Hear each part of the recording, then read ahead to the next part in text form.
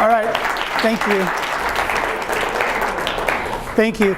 All right, so I don't have any video today. It's going to be just an audio presentation. And today, what I decided to do was, summer's going to be here before we know it in a couple months. It's going to get hot. Everybody's going to turn on the air.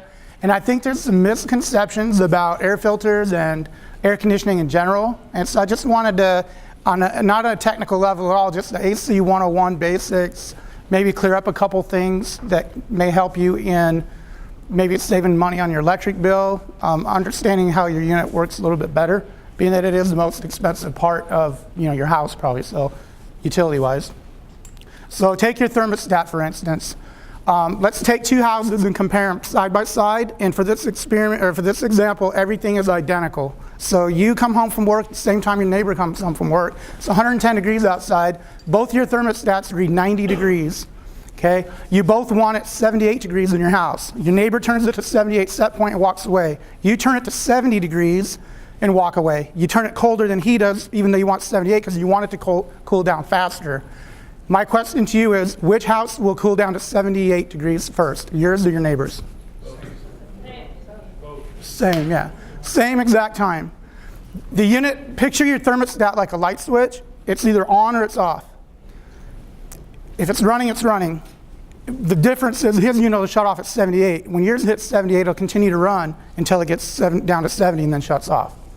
So in saying that, all air conditioners blow the same temperature. It doesn't matter how big or small it is.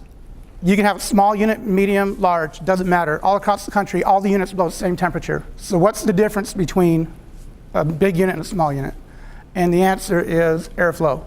The two things you need in air conditioning is temperature, has to be cold enough, and they all blow out the same temperature, around 60 degrees.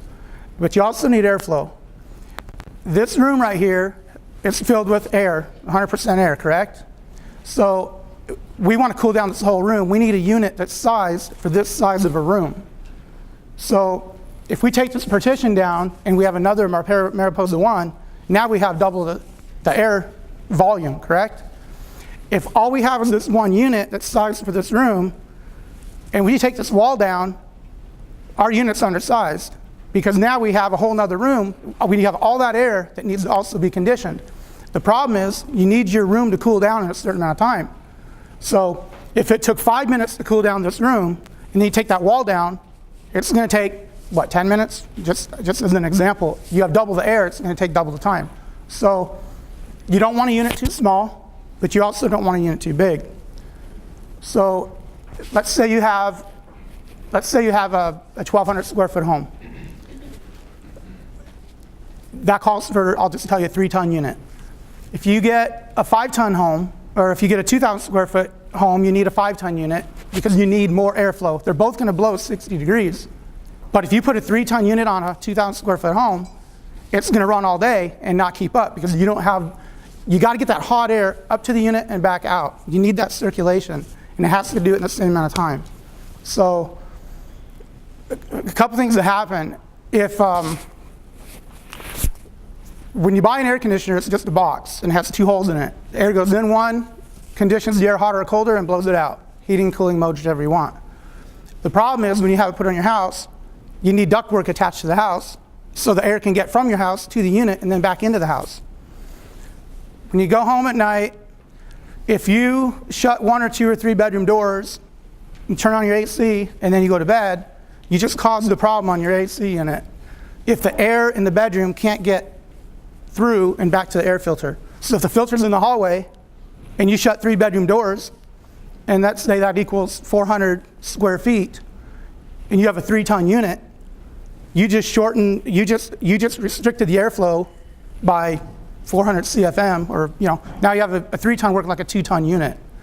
So the problem is, even though you're not conditioning the 3 rooms that you closed, the problem you run into is your 3-ton unit needs 3 tons of air. It needs that volume. And if it doesn't get it, it happens with plugged air filters.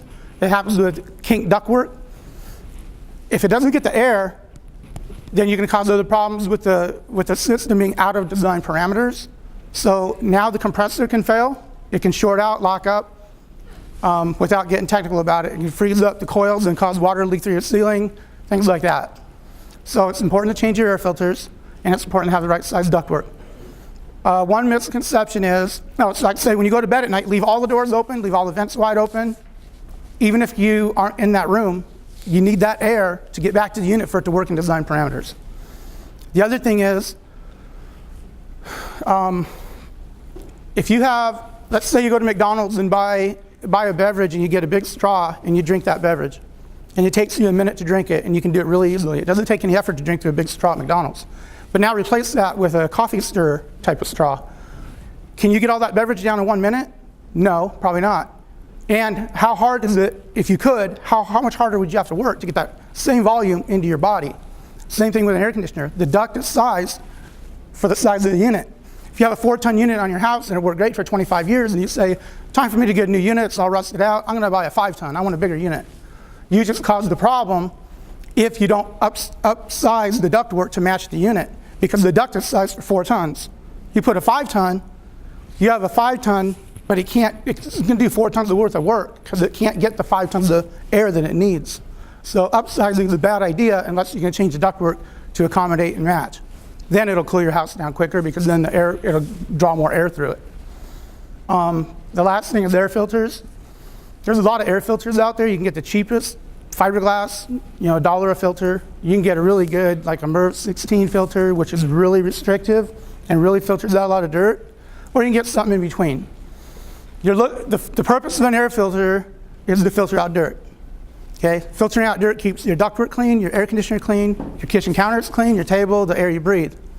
So what you're looking for is the best filter with the lowest restriction. Because we don't want to restrict the airflow too much where you have a 5-ton working like a 4-ton, which is why it's important to change the filter every month, because as it gets dirtier, you're making that unit smaller and smaller for the size square footage you have. So change the filter every month. If you get a really cheap filter, it has maximum airflow, but it allows a lot of dirt through. It'll stick to the cold coil in the air conditioner, plug up the coil, then it restricts your airflow. Even if you change your filter every month, after that coil's dirty, you can have a lack of airflow, and it's just going to run and run and run. Your electric bill's going to go up. So I'd say get a pleated filter, which is about a MERV 8, considered good. It's a good balance. There are some electrostatic air filters that Nathan uses that are really good too because they have low restriction. So I'd say probably something like what talk to Nate about some of the air filters he sells. And I personally put in the pleated, and I change them every single month.